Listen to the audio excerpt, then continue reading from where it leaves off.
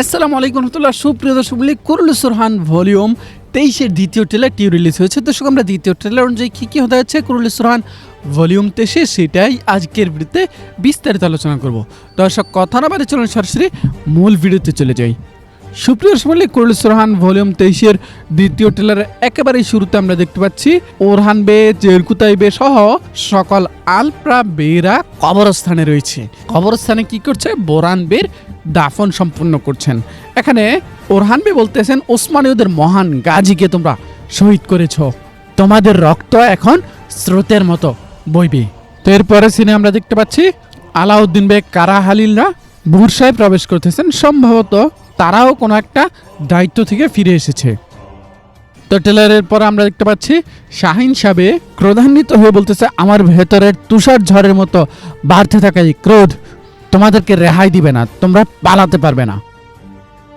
তো ওরহান বে আবার বলতেছে, যে বীর যার সাহস আছে সে পারলে সরাসরি ময়দানে আমার সামনে এসে মুখোমুখি হোক।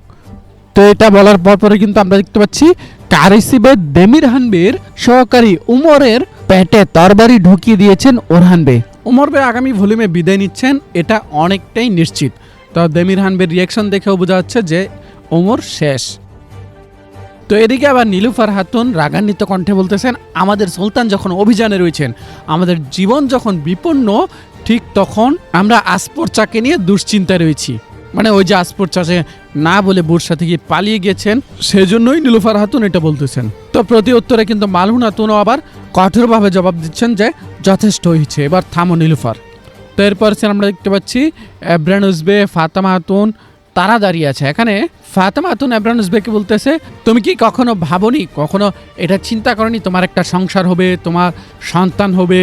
এখানে ফাতেমা খাতুনকে অনেকটা বুদ্ধিমান বা দায়িত্বশীল নারী হিসেবেই বোঝা যাচ্ছে। তো এখানে এব্রানুস আবার বলতেছে, না, আমি তোমাকে দেখার আগ পর্যন্ত কখনোই এমনটা ভাবিনি, তবে তোমাকে দেখার পর থেকে সব কিছু এলোমেলো হয়ে গিয়েছে।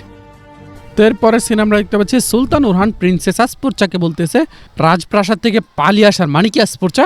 জবাবে সে বলতেছে যে আমি পালিয়ে আসিনি, বরং আমি শুধুমাত্র আমার বাবার কাছে এসেছি। তবে প্রিন্সেস আসপরচা যত বলুক যে তার বাবার কাছে গিয়েছে, বিষয়টা কিন্তু স্বাভাবিকভাবে নিবে না অন্যরা, বিশেষ করে নীলুফার খাতুন। আমরা দেখতে পাচ্ছি গঞ্জা খাতুনও আবার এই আগুনের মধ্যে কেরোসিন ঢালছে, তিনিও কিন্তু নীলুফার খাতুনকে উস্কানি দিচ্ছেন। তবে মালহুন খাতুন তার জায়গায় যথেষ্ট দায়িত্বশীল, তিনি বলতেছেন আসপরচাও সুলতানের স্ত্রী, সুতরাং তোমরা এটা মেনে নাও। তো এরপরে সিন আমরা দেখতে পাচ্ছি ছোট্ট করে, আর এই সিনটার মানে হতে পারে যে প্রিন্সেস আসপরচা কোনো একটা ফাঁদে পড়েছে, আর সেই ফাঁদে আবার পা দিয়েছেন ওরহান বে।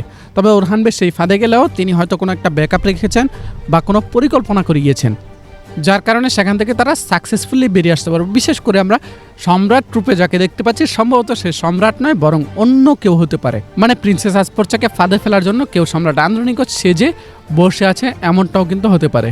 তবে শেষ পর্যন্ত কিন্তু প্রিন্সেস আসপরচা এবং সুলতান ওরহান তারা দুজনেই ফাঁদ থেকে সফলভাবে বেরিয়ে আসতে পারবেন। এবং আমরা দেখতে পাচ্ছি তারা একটা গুহায় আশ্রয় নিয়েছে। এখানে আমরা প্রিন্সেস আসপরচা এবং সুলতান ওরহানকে অন্যরকম একটি মুমেন্টে দেখতে পাচ্ছি। এই সিনটা দেখার পর আমার মনে পড়ে গেছে ওসমান গাজী এবং মালহুন খাতুনের সেই সিনের কথা, যেখানে তারা বিপদে পড়ে গুহায় আশ্রয় নিয়েছিল। তো এখানে সুলতান ওরহান বলতেছে, এখন থেকে তুমি সুলতান ওরহানের স্ত্রী আসপরচা খাতুন হিসেবে বাঁচতে শিখবে। সবকিছু মিলে দর্শক, এই ছিল আজকের ভিডিও। দেখা হচ্ছে আমাদের পরবর্তী অন্য কোনো ভিডিওতে। সে পর্যন্ত আমাদের সাথে থাকবেন, আমাদের পাশে থাকবেন। যারা এখনও আমাদের চ্যানেলটিকে সাবস্ক্রাইব করেননি, এখনই আমাদের চ্যানেলটিকে সাবস্ক্রাইব করে পাশের বেল আইকনটি বাজিয়ে দিবেন। আসসালামু আলাইকুম ওয়া রাহমাতুল্লাহ।